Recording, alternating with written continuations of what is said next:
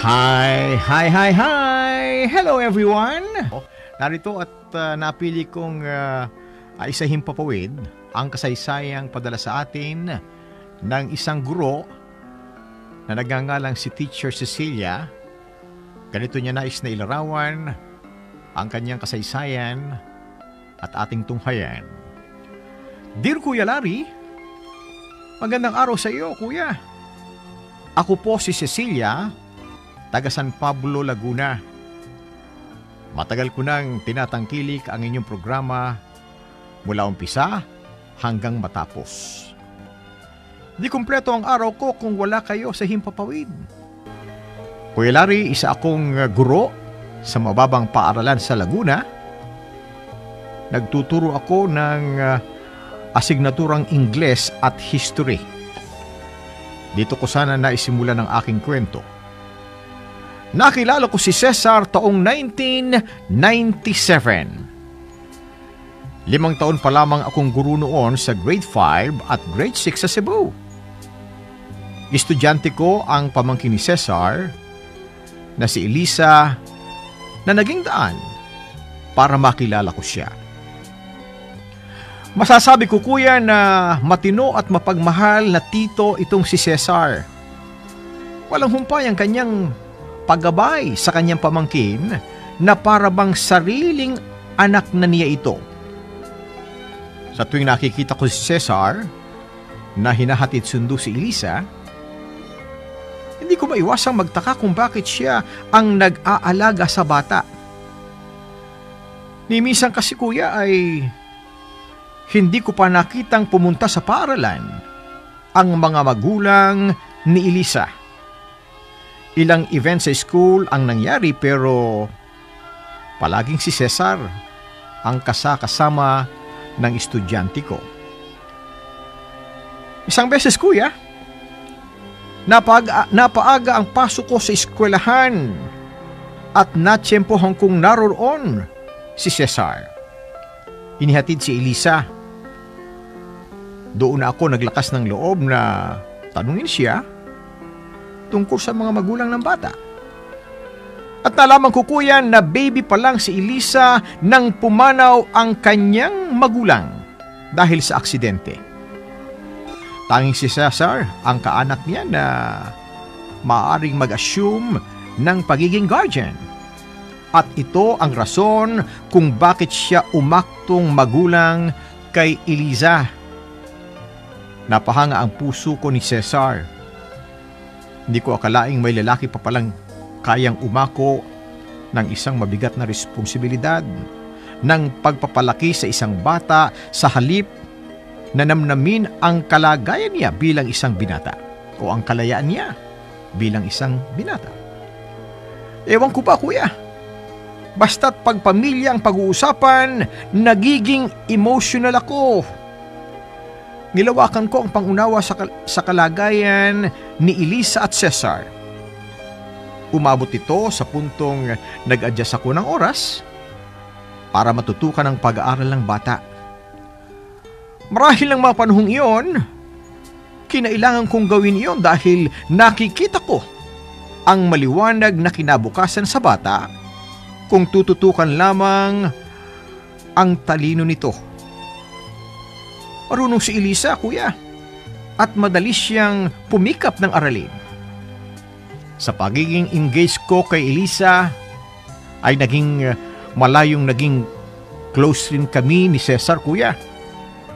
Malaki ang pasasalamat niya sa efforts ko at ikinatuwa ko naman po ang mga bagay na iyon.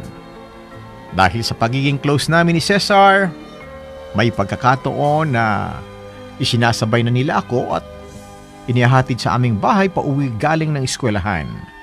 May pagkakataon din na sinusundo na nila ako ni Elisa sa umagang pagpasok. Abay, pakinandam ko noon, Kuya, ay bahagi na ako ng pamilya at gustong gusto ko naman ito. Hindi ko masabing may physical attraction ako kay Cesar, pero naiibigan kong kasama siya. Lingid sa aking kaalaman, nagsimula namang mamuo ang isang espesyal na pagtingin ni Cesar sa akin. Balikan natin ngayon ang kabuuan ng kasaysayang padala sa atin ni Teacher Cecilia. Kuya Larry, tunay ang kasabihang may pakpak ang balita. Napakabilis kumalat sa buong eskwelahan ang tungkol sa aming dalawa ni Cesar. May mga nagsasabing napakadali kong babae dahil basta-basta na lamang akong sumasama sa isang lalaki na hindi ko naman lubos na kakilala. Marami rin ang nagsabi na hindi maganda ang pagsama-sama ko sa magtiyo, lalo pat estudyante ko si Elisa. Hindi raw ugali ng isang matinong teacher ang ipinakikita ko. Kuya, samot-saring kwento at panunuya ang natanggap ko mula sa mga kapwa ko guro at iba't ibang tao. Mabigat sa kalooban na magmula ang panunutya sa mismong mga kaibigan at pinagkakatiwalaan kong tao. Yun, kuya, ang unang beses nararamdaman kong napakalait kong tao. Yung bang parang inalisan kanila ng dangal. Sana man lamang ay mayroon kahit isang nagtanong sa akin bago sila humusga. Pero wala eh. Mas madaling mangutya kaysa sa panghawakan ng mabuting ipinakita ko sa kanila. Sinubukan kong dumistansya muna kay Cesar. Pero para bang natutunaw ang puso ko sa tuwing nakikita ko si Elisa na hinihintay ako at umaasang sasamang muli ako sa kanila. Pero mas pinili kong umiwas, kuya.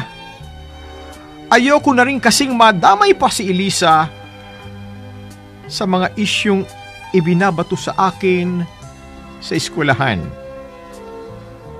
Hanggang sa isang araw, bigla na lamang hindi pumasok sa eskwelahan si Elisa. 3 araw siyang absent sa school, kuya, at wala man lamang akong narinig na paalam mula kay Cesar. Nag-alala ako ng labis, kuya. Kaya nagpasya akong puntahan o tunguhin si Elisa sa kanilang bahay. Nalaman kong nagkasakit pala ang bata. Ang pagbisita kong iyon sa kanila ang naging daan para makapag-usap kami ni Cesar. Tinanong niya ako kung may nagawa raw ba siyang kasalanan o hindi maganda, kaya ko siya iniiwasan. Tinanong din ako ni Cesar kung ayaw ko raw ba sa kanya ang simpleng pag-uusap ay nauwi sa aminan. Pinagtapat sa akin ni Cesar na may gusto na siya sa akin at nais niyang sana akong ligawan. Sinabi niya rin sa akin na masaya siya kapag kasama niya kami ni Elisa. Pakiramdam niya raw ay mayroon na siyang isang buo at sariling pamilya. Sa kabila ng mga pagtanggi ko ay naging pursigido si Cesar. Sinabi niya gagawin niya ang lahat-lahat para patunayan sa lahat na malinis ang intensyon niya sa akin. At sa kasagsagan ng panunuyo sa akin ni Cesar, ay hindi pa rin namatay ang chismis sa aming dalawa.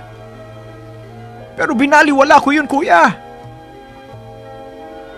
Dalang ang lahat dahil ang mahalaga ay kung ano ang totoo sa pagitan namin ni Cesar. Lumipas ang ilang buwan at sinagot ko na rin si Cesar. 26 years old ako noon nang unang beses akong magkaroon ng nobyo, kuya, at ito nga ay si Cesar. Kahit patuloy kaming inuulan ng mga chismis, ay hindi na lamang namin ito pinapansin dahil ang mahalaga ay masaya kaming tatlo. At makalipas ang 2 taon ay nagdesisyon na rin kaming lumagay sa tahimik ni Cesar. Matapos yun ay lumipat na rin ako ng paaralan para makaiwas sa mga tsismoso at mga tsismosa. At mula noon ay naging maayos na ang takbo ng buhay ko at ang samahan naming mag-asawa. Sa ngayon, kuya, ay 20 years na kaming magkasama ni Cesar at mayroon na kaming 3 anak. At si Elisa, ang 2 pa naming sariling supling. Wala na akong mahihiling pa sa aking pamilya, kuya. Ang tanging dalangin ko na lamang ay gabayan pa kami ng Panginoon at mas lalo niyang patatagin ang aming samahan. Maraming salamat po. Hanggang dito na lamang po ang aking liham. Lubos na gumagalang at nagpapasalamat, Cecilia ng San Pablo, Laguna. Mga kapitbahay at mga giliw naming taga-subaybay, aking inihatid sa inyo ang isa na namang makulay na istorya ng pag-ibig at sana po ay naibigan ng lahat. Ang bawat isa sa atin ay maaring may naitatagang kwento, may naitatagong kwento ng pag-ibig. Alam kong kayo man ay meron din. Kayo po ay malugod naming inaanyayahan.